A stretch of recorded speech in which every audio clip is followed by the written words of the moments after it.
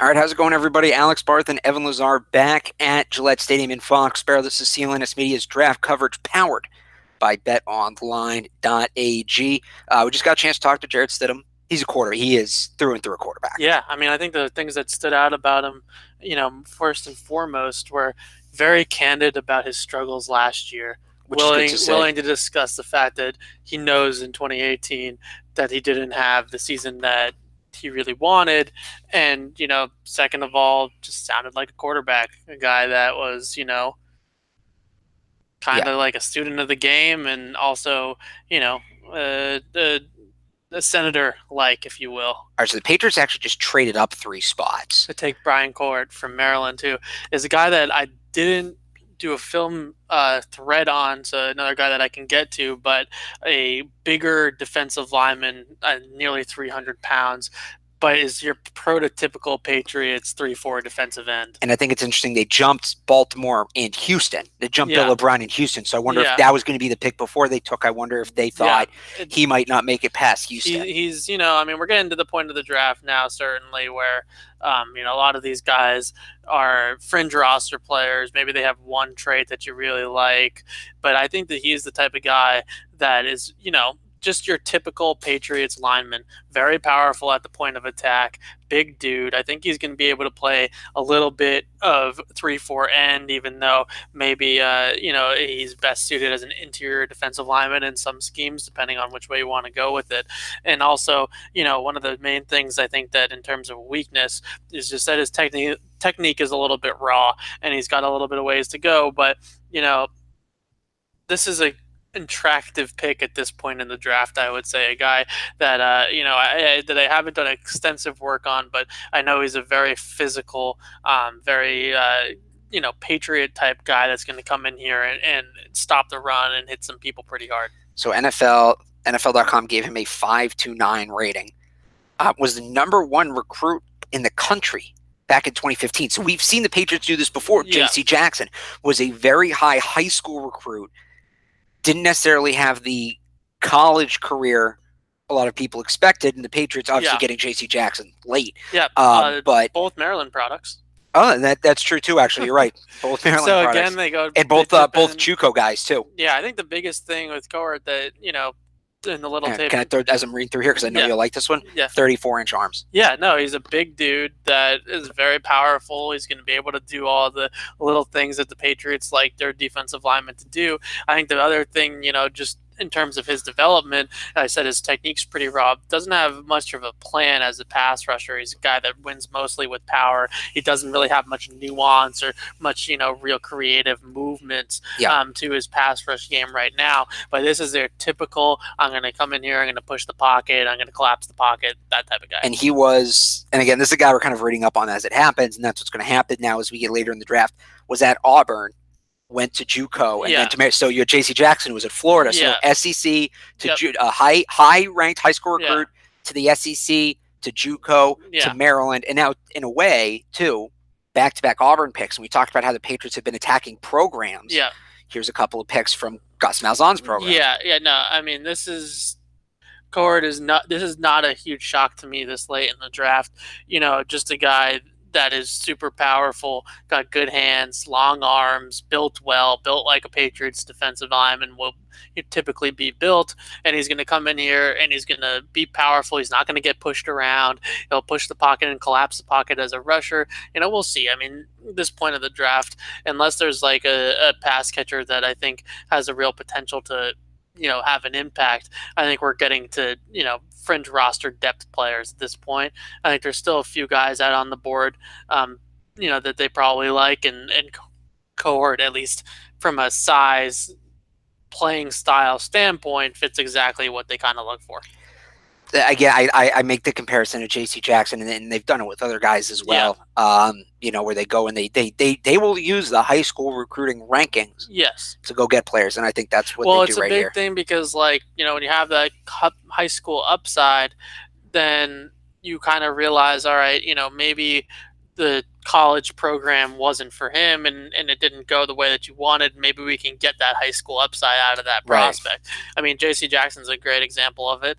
And, they've had other guys in the past too where, there's some bumps in the road, and you don't really know what direction that it's going to go in necessarily when you commit to a school, and it doesn't necessarily go the right way for you. And then from there, you're able to kind of, reinvent yourself and start over, if you will, in the NFL level. And maybe that's the chance that Cohort gets. So I'm trying to find the details of the trade here, but it looks like they capped. So originally they were picking at 24 and 29 in this round. It looks like they still have that 29 pick. So to move down 3 spots, they still have 2 picks in the 5th round. I'm guessing they gave up a later pick in the draft. I don't know if you found the trade details yet. No. Also team captain. At Maryland. So he checks a lot of the non-football boxes. Well, he checks football boxes too. But he is there. I mean, he's a guy that I studied very late because just going down the line of guys that kind of fit their mold at the position. He's a big dude, especially weight-wise, weighing in at almost 300 pounds. He's not necessarily the tallest guy, but he has good weight to him, a decent sized wingspan, and the biggest thing, why we're here at the 5th round and why he's getting picked at, where he's getting picked is just that 40 time, and his athletic testing and in general was pretty poor. So he's not the best of athletes, and I think that's why you see him go where he's going. Right. Alex Barthelon with Evan Lazar, Patriots draft coverage powered by betonline.ag. Just some of the names that went when we were off the air. Were we on for Hunter Renfrow? No, we weren't. So I'll throw these out. You can comment after, but just some interesting names. Yep. We had our first kicker, Matt Gay, go to the Buccaneers. Yeah, best kicker in the draft. Hunter Renfrow went to the Raiders. I think a lot of people know that at this point. Andrew Van Ginkel is just a fantastic name. He goes to the Dolphins. Quadre Olison, we talked about, and it wasn't going to happen with Damian Harris, but a bigger back out of Pittsburgh. Ross Piersbacher from Alabama, and then Mac Wilson, another Alabama player too, going a couple picks later. Yeah, Piersbacher is and the Patriots are on the clock again because that's the type of guy that was probably in that same stratosphere as Froholt. So another center interior line prospect from a nice program that we know the Patriots like. Didn't do anything super impressive on the tape that I watched of him, but was just a solid technique guy, get the job done. But Cohort is, we'll see what happens with him. I don't have much expectations for guys at this point in the draft. Still trying to find the details on that trade. I'm going to guess they gave up one of those. They just gave up one of those 7s to move up. Would they move up 3 spots, 4 spots? Check Field. Here we go. I got Twitter. It. Yep. So they gave up 162 and 239 to get up to 159. Yeah. Which again, they can't make all the picks they have. They finally get rid of a pick. Good trade. I mean, whatever. I'm not going to. We're in the whatever stage of this draft. I'm trying to fill time. I'm just trying to fill time until the pick comes in. Until the pick is in. Cameron Smith to Minnesota. Cameron Smith. I like Cameron Smith. I like Charles Omenihu. I don't know what happened to Charles. He's a player that I had a really high grade. Well, he did go. So he went to Houston. I wonder if they were trying to vying for that. Who was going to take Cohort and who was going to take Omenihu. I thought Omenihu was a way better player than Cohort. So but I say that, and I don't know the whole story. My guess is with Omenihu, better player right now. But what about upside? No. Omenihu is a better prospect all around. But I think that Omenihu could have had some sort of injury or off-field concerns that we don't know about as the general public, because he's a guy that I really expected to go on day 2. So the fact that he was even still on the board at this point means that there's some sort of major red flag that we don't know about. So as it stands right now, Patriots will have this pick. We're waiting for 167, then 246 and 252. We're not going to stay on all the way through. We'll stay on for a bit and take some questions. I keep saying it over and over again, but you gotta think. Oh wait, did the Patriots just bump down again? I gotta think a pass catcher is coming again at some point. 160. What is this trade? They moved from. Oh, so the Patriots moved from 163. They took a punter. No, Jake Bailey from Stanford. Huh? They just paid Ryan Allen. They took a punter. Okay. Okay, Bill. I told you that this is the point of the draft for Belichick. Just starts to throw things out there. Like this is we're at the stage of the draft where Bill Belichick goes rogue. Clearly. You know what I mean? Like punters, long snappers, kickers, all those types of things. None of it surprises me. None of it surprises me at this point.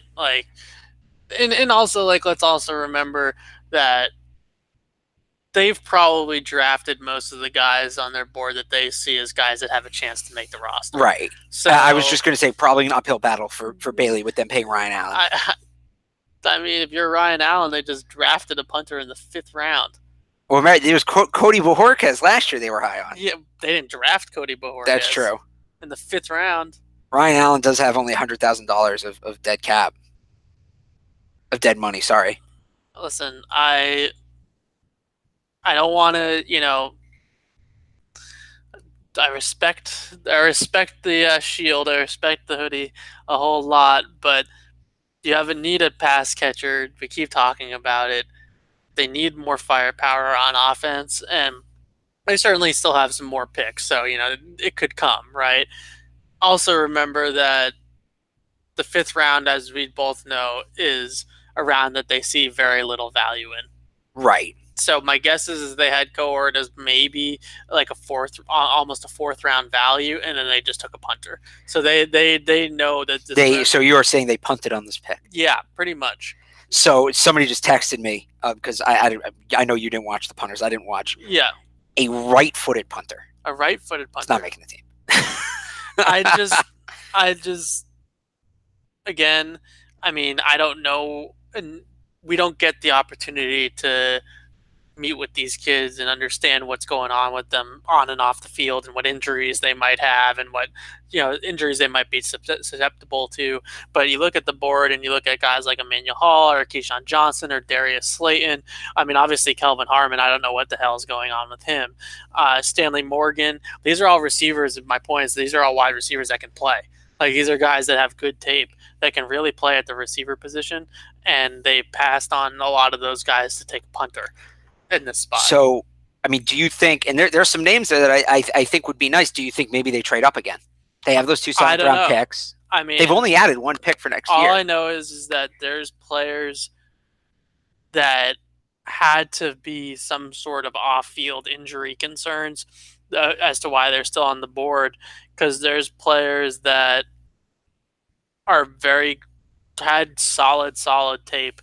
All across. I mean, Lamont Gilliard, for example, from Georgia, the center prospect is an incredibly good center prospect. He's still, and that's my point. Is just there's a lot of really good talent still on this board, and they're passing on it to take a punter. It's not day 1 and day 2. As good as we felt after day 1 and day 2, it's getting a little weird now. Yeah, things are. This is very quickly becoming your a very typical Patriots draft. Yeah. Yes. Immediately after we said it wasn't. Maybe he heard us. I don't know. Yeah. Maybe he said, they're liking it too much. We gotta get a little bit weird.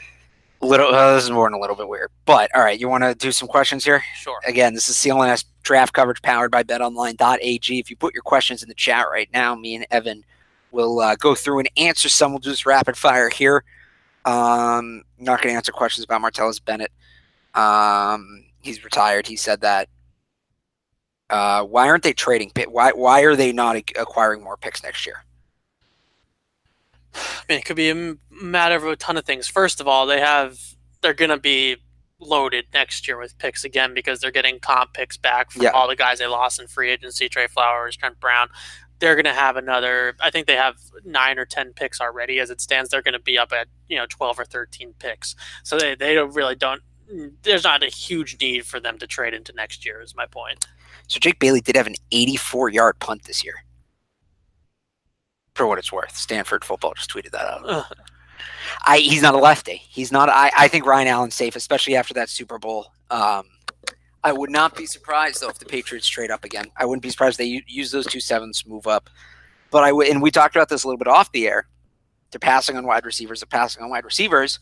What today has been for me is a huge sign of confidence in Braxton Berrios. The Patriots clearly think very highly of Braxton Berrios. Or they think that one of these guys that is pretty good, that is slipping for whatever reason, is going to fall into their laps at a later point in the draft. But, I mean, you're looking at another 100 picks before they pick again. Yeah, I mean, listen, I like Braxton Berrios as a prospect. I liked him last year, where they picked him, and I think that he's got some, good things about him. But going back to what we saw of him last year, the little bit of we saw of him in training camp and in the preseason, it wasn't overly impressive. I would be careful with saying that they have super high expectations or anything like that for Braxton Berrios. I mean, could it be turned into a nice player? Yeah, I think I've kind of always said that my ceiling for Braxton Berrios is somebody like Danny Amendola, who is obviously a very good player in his own right, but certainly not a guy that's got 1,000-yard seasons or anything like that under his belt. All right. Well, I mean, we'll see on that as we kind of wait here. Who else has gone off the board? EJ Speed, another great name, and Joe Jackson from Miami is a name I know you were talking about. And again, the Patriots don't pick now. I think their next pick is what, 240 something? Yeah. Right. So, is this it? Is this? I mean, this is certainly going to be, I wouldn't say it, but I think that by the time unless they move back up here, by the time they pick again, you're looking at guys that are most likely unrestricted free agent type prospects, guys that are, have a huge uphill battle to make the roster. Alex They're showing highlights of Ryan Finley right now on what are we watching? NFL Network. Bryce Love. I mean, they're just this is what they do on day 3. They're just kind of going back there. And all of them are Kelvin Harmon, who's still on the board, making fantastic catches. And he's a receiver prospect that's still on the board. Again, it's a little perplexing. Yeah, Easton Stick just went off the board. Oh, some people really wanted him. I'm fine. I'm fine with them missing on Easton Stick, especially after they get. And by the way, for those of you who saw my reaction to the Jarrett Stidham pick, I'm starting to come around on it. I am. He heard the man talk, and now he's. We all have our biases, certainly. Yeah. That we just can't escape. We're all human. I think it's somewhere halfway. I have no biases. You have you have some bias. Oh, you have some biases. Oh, I do. Oh, you do. Which ones? I think they may not be about what college a guy played for, but you have your biases. I think that it's halfway between the Garoppolo pick and the Etling pick. Etling was nothing more than a practice squad player. They wanted to bring him in, get a look. Garoppolo was brought in. I don't know why the camera just went out of focus there to be the next guy. Stidham's probably going to be a good backup for all intents and purposes. Maybe he competes for a starting job. Yeah. Again, I'm not sold he's the next guy. I'd still like to see them invest highly in a quarterback next year. But, if you're going to keep 3 quarterbacks, he's certainly an upgrade over Etling, and he has flashed. So there you go. That's a good pitch. That's about as positive. Right. It's not. Look, I still would have rather had Will Grier and Drew Lock, but what concerns me with him now that it's kind of like I've had time to process it because I feel like I did such a bad job last time. What I've kind of and people are giving us PFF stats now on the punter. You can do that on your own time. I'm good. Yeah.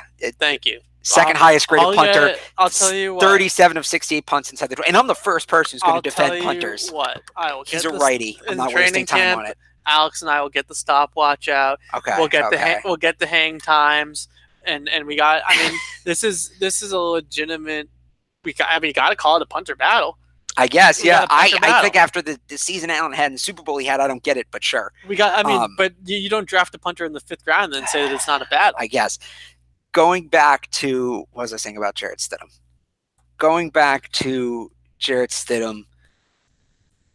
What concerns me about him is football for me is, especially in the NFL, it's what have you done for me lately, right? Yeah. When people come out and they make arguments for a player and say, oh, well, he did this 3 years ago. I don't care what any player did 3 years ago if you're talking about today. So Stidham was great in 2017. 2018 was a major step back. I understand there were things out of his control that may have contributed to that. But, when I'm breaking that down, 90% of what I'm – and maybe you do it differently. And maybe it's wrong that I'm doing this. But this is the viewpoint I'm taking. Yeah. 95% of what I'm looking at is 2018. 2017 is not really something I'm going to be concerned with. I think that it's a little high. I think that – context is so important with every single player, and knowing their situation and knowing the surroundings and knowing the environment around them is extremely important. Now, one thing I really liked about Jared Stidham when we talked to him was that he was accountable for the fact and I think he said all the right things. Yeah, he got asked a couple of tough questions about his 2018 season and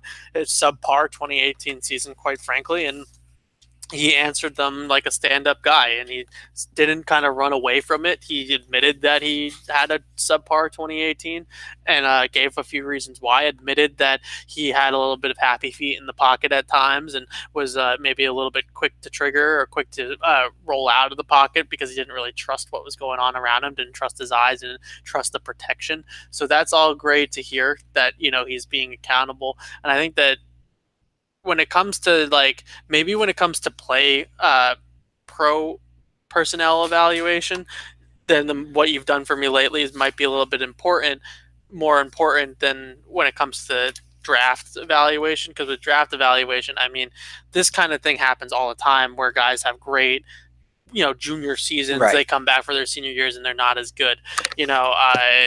Jadeveon Clowney, for example. By the way, DeAndre Walker just going to Tennessee, player. Yeah, once they took Chase Winovich, I think that... No, I'm not saying the Patriots. I'm just saying that's a good player. I think Tennessee's have been having one of the better drafts. Yeah. Listen, I think that context is very key with all these prospects and knowing what's going on with their health, what's going on with the life around them, what's going on with the skill of the players around them, all that stuff. It's just... That's, I think, important to, for context. All right, so I want to talk a little bit more about Patriots wide receivers because Zachary on the YouTube comments brings up a great point. Again, this is CLNS Media's draft coverage powered by betonline.ag. We are live at Gillette Stadium in the media workroom. We'll take your questions in the chat. But before we get to that real quick, we got a little run on quarterbacks. Easton Stick, we talked about going to the Chargers. Next pick, Clayton Thorson to the Eagles. So a couple of names that were, tied to the Patriots. Obviously, they weren't going to take them after taking, well, I guess nothing's obvious if they're taking a punter in the 5th round, but, just a couple of names Patriots fans will know. We'll put that out there. The wide receivers, Leon bringing up, the Patriots must feel that Demaryius Thomas is ready to start the season. I don't know about that. Well, something else people have asked is, do the Patriots maybe know something about Josh Gordon and his availability? I think, what are we learning? What are we learning by the Patriots not taking a wide receiver? Nothing. That's the thing is I know we want to theorize and we want to have these theories about what they might know about Josh Gordon, what they might know about Demaryius Thomas. We don't know anything. They don't know any. We don't know anything that they know. You know what I mean? Right. And to sit here and kind of guess at what might be the case, I think is not a constructive line of thinking. I think that what they know, or what we can say, is that they probably feel pretty good if they have to go into the season with Julian Edelman, Philip Dorsett, and N'Keal Harry as their top 3 receivers. And to be honest with you, it's better than it was Wednesday. Right. The fact that they have N'Keal Harry in the mix, at least they have a bona fide receiver prospect that they have somebody in the mix. So I think that what do they know about Demaryius? What do they know about Josh Gordon? What does this mean for Braxton Berrios? We'll answer all those questions in August, and really talking about it now is just guesswork. Right. So, all right. So everyone wants to know what's your favorite pick of theirs so far? Of the Patriots so far? I mean, I think that the guy that I really liked the most out of the guys that they picked in terms of relative to where they picked was Chase Winovich. I think that just when you watch the tape of Chase, he played much better than where he got drafted. Yep. This is a guy that really ranked highly in all of those analytic stats like total quarterback pressures and run stops. Obviously, he competes hard. We know about that. He has a great sound technique, good hand usage, plays a good leverage, good pad level.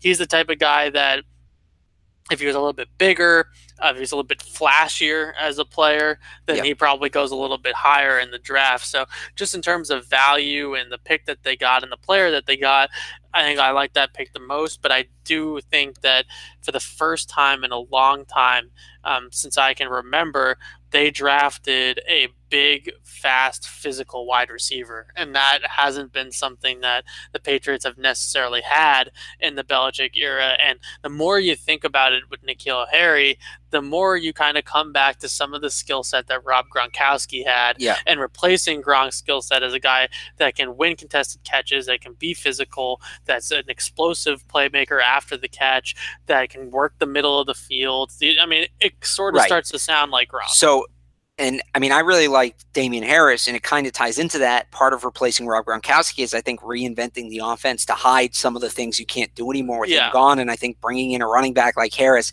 and putting together a backfield of Sony Michel, James White, and Damian Harris, it's going to change the offense, and it's going to allow them to do some things, albeit in different ways, that are going to be tough to do without Rob Gronkowski in the building. They traded up in the 5th round to draft a punter. So Mike Reese actually just brought up a very interesting, and shocker, Mike Reese had a great point. He's around here somewhere.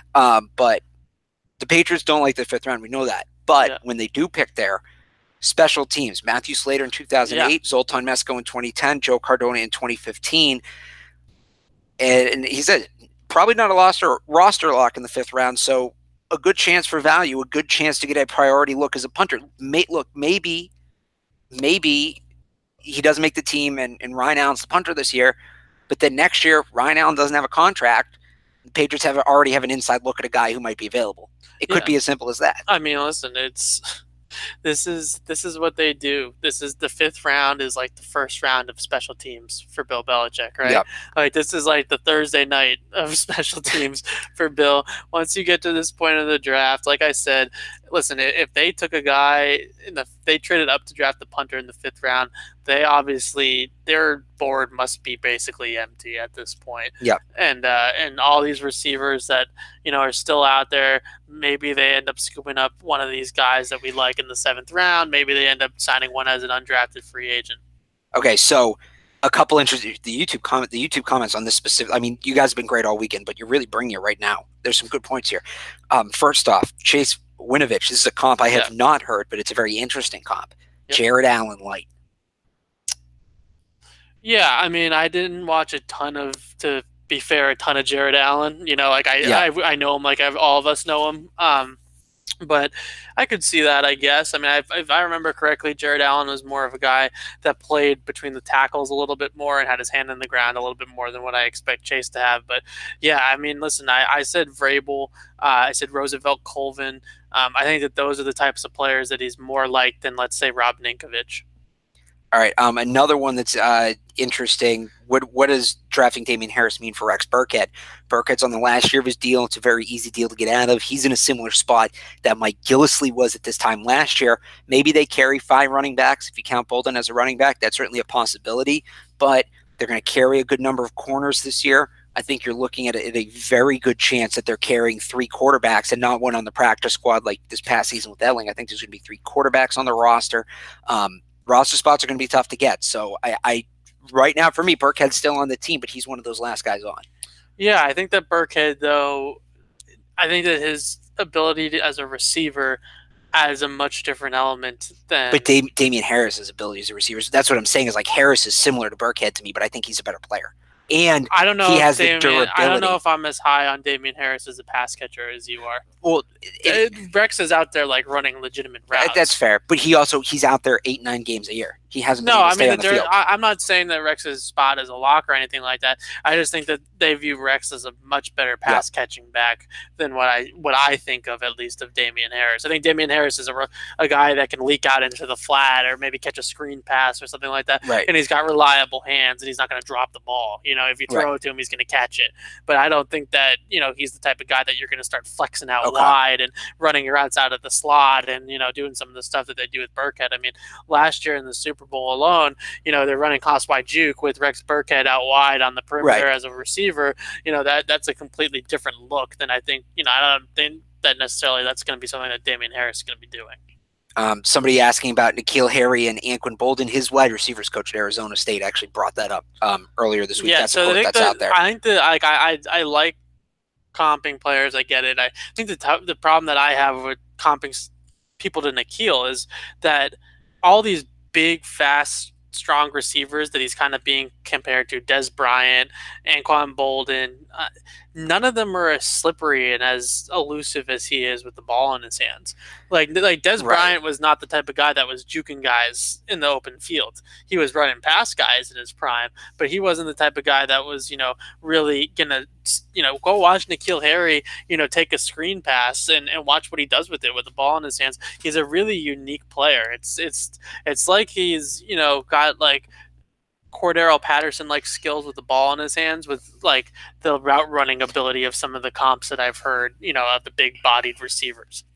All right, so I just want to catch us up on picks. We do have another kicker off the board. Yeah, Austin so Siebert, and actually that fifth round is turning a little bit into punter kicker. That brings up maybe my favorite question we've gotten all weekend, and you had said it before when we came on the air today. Is it time we start looking at kickers for the Patriots with Steven Gostkowski getting up there in age? Why did they take a punter, not a kicker? Why not Siebert instead of, I can't remember the punter's name Tracy or Siebert? Right. I don't know. I mean, this is obvious. To me, it's as obvious that they really like this punter. Or they really don't, or they don't like Ryan Allen. Maybe a little bit of both, but I think that this is mainly about the punter. Like, you draft the punter in the 5th round, you got to know that this guy is legitimate. I mean, it's not obviously like this like huge pick, the 5th round, but it's a valuable pick nonetheless, with some guys on the board that even if they have injury histories or, as long as they have acceptable red flags that you can overlook, taking a chance on one of those guys. Like, I think that a guy like Darius Slayton, who just went from Auburn, he's probably too much like N'Keal Harry. He's a big, fast, physical receiver, same type of skill set. But there's still some of these little kind of shifty guys that are out there, like a Stanley Morgan, for example, that I know you like. David Sills is still on the board. Antoine Wesley from Texas Tech is a guy I'm really high on, still on the board. Dylan Mitchell is still on the board, who's another, kind of slot, predominant slot guy from Oregon. If you want to go deeper, like DeMarcus Lodge and Penny Hart from Georgia State, who was a big-time producer in a small school, still on the board. Jazz Ferguson still on the board. I mean, I just come back to it. Like, there's receiving talent on this board still. Now let's see what they do. I think they only have one more pick at this point. They do have one more pick. And so somebody asking, why are the Patriots, this is the same person over 3 or 4 comments, why are the Patriots trading down so much? Where's the pass rush? Where are the picks on defense? Last 2 picks were a huge waste. I mean, that's not what this is. And the picks on defense are absolutely there. Juwan Williams and Chase Winovich, those are 2 great defensive picks. Yeah, and they didn't need much more than that. And they got the defensive tackle as well. Yeah, no, they got their pass rusher. And they maybe could have taken. They got a defensive back and Williams that they really like. I mean, I don't know what else people really were expecting. They maybe could have taken a middle linebacker or something we talked about, but I don't know that was a huge. I think that there's a lot of guys at the end of this draft. I mentioned Alaka when we were doing a lot of the videos. Well, look, we talked about outside of the 2 Devons at the top of the draft, this wasn't a great draft for linebackers. No, they may feel like the guys. This is always to me that is 7th round, 6th or 7th round linebacker. They may feel like the guys that they were going to get in round 5 could be what I call day 4 guys, undrafted free agent guys. And if that's the point, you're not going to take a middle linebacker there.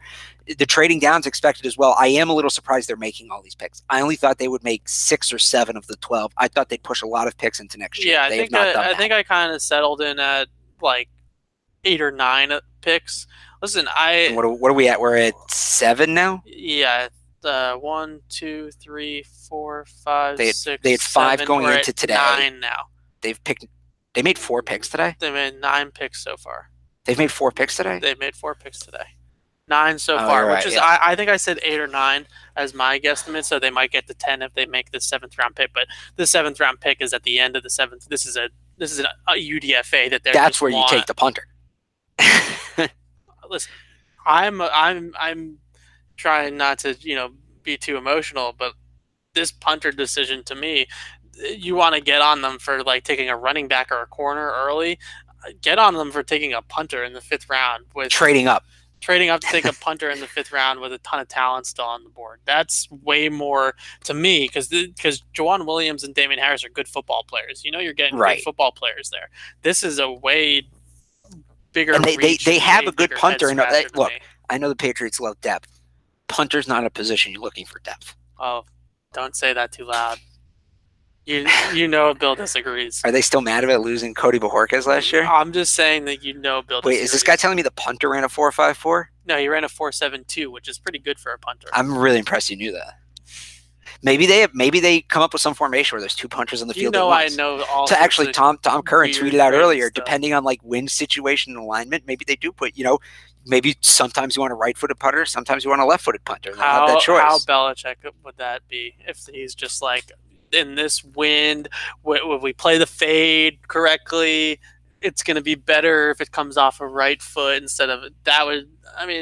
Would you really put it past him to think like that? Look, these roster projections this year, and a lot's going to change between now and training camp, but the roster projections at training camp are going to be nuts because you're looking, again, we've talked about this before, 4, maybe 5 running backs. Yep. Maybe up to 7 corners, potentially, depending on how you view Duke Dawson, Jawan Williams, and Keon Cross and what you want to label their positions. Potentially up to 7 punters, 7 corners, 3 quarterbacks, maybe 2 punters, maybe more. The one thing they're going to be heavy at a lot of positions. Great, it's great to have competition. That's certainly is. Let's not forget that in an old Belichickism that it's a 90-man roster. Right? You're building at this point of the season, you're building the best possible 90-man roster that you can. And the best possible thing to do to get that out of players, to get the best out of players, is to breed it with competition. You draft Jawan Williams in the 2nd round.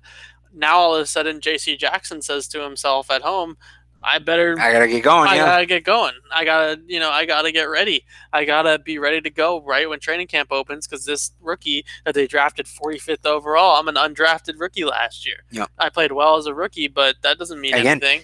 And I'll go back to what I said about Stidham, but I'll sort of flip it on its head. It's what have you done for me lately league. They don't care that J.C. Jackson played well last year if he comes out and has a bad camp. Everybody's on, and I do like this angle of it. They've been to 3 Super Bowls in a row. Yeah. They've won 3 of the last 5. Bill Belichick with this draft has put everybody on notice. He's making sure nobody gets comfortable. He's just adding competition across the roster. Yeah. He's adding competition at running back. He's adding competition at tackle. Like Yannick Juiced is a guy that played predominantly on the left side at West Virginia. Right. Isaiah Wynn, he's not going to be gifted that job. 1st round pick, you're not going to be gifted that job. All right, yeah, we're going to wrap it up soon because we're going to be talking to some of the players. We're going to be talking to Byron Cowher. I hope we get to talk to Jake Bailey because I got some good. I have some questions for Jake Bailey too. All right, if anybody wants to get some last-second questions in here, we'll go for like another minute or two. Powered by BetOnline.ag. Yeah, so I mean, it's interesting in that Belichick's putting everybody on notice. There's certainly going to be competition. And there's also, too, all it takes, and you're never rooting for injuries. I don't want this to come across this way because that's not what it is. But one team's punter goes to plant on a kick and twists his knee. All of a sudden, you have a punter you can trade and maybe acquire, a draft pick or a player and maybe a running back. Let's say a team all of a sudden doesn't have a lot of depth at running back. Maybe Rex Burkhead's a guy you look to trade and you can get something back for. So actually, here's the perfect way to put it. Nick Caserio said yesterday, he was asked, are you concerned about the tight end position? And Caserio said, there's going to be more opportunities to add players to our roster than just the draft. There will be another stage. Right. The Patriots are setting themselves up to be very active after the draft. This roster is far from done. A lot of teams have the draft, they sign their undrafted free agents, and then they go to camp. I think there's going to be a lot of movement between now and the roster cut down a lot more than any other team in the league. They're setting themselves up to make a lot of moves going forward. Yeah, absolutely. It's a competition. I mean, you breed excellence with competition. That's what they're going to do. Danny Etling now has competition. The corners now have competition. Running backs, the tackles. N'Keal Harry obviously is going to put himself right in the middle. Mo Harris, Bruce Ellington, Braxton Berrios, all those guys. I got to ask you this real quick before we go off. Somebody is saying that Bailey is a more versatile punter than Allen. I don't know what that means. I don't understand what that means at all. Reverse. We're talking. I did see there was a highlight of him with like a 25-yard first down run, like one of those fake punts. I don't see why Ryan Allen couldn't do that. We're I'm good.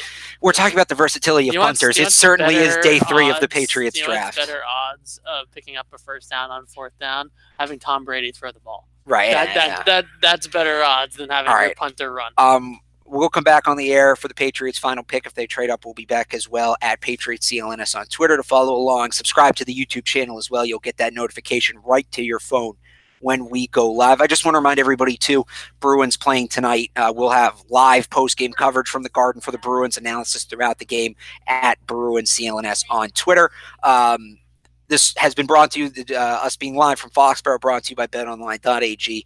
Go to clnsmedia.com/win. Use the promo code CLNS50.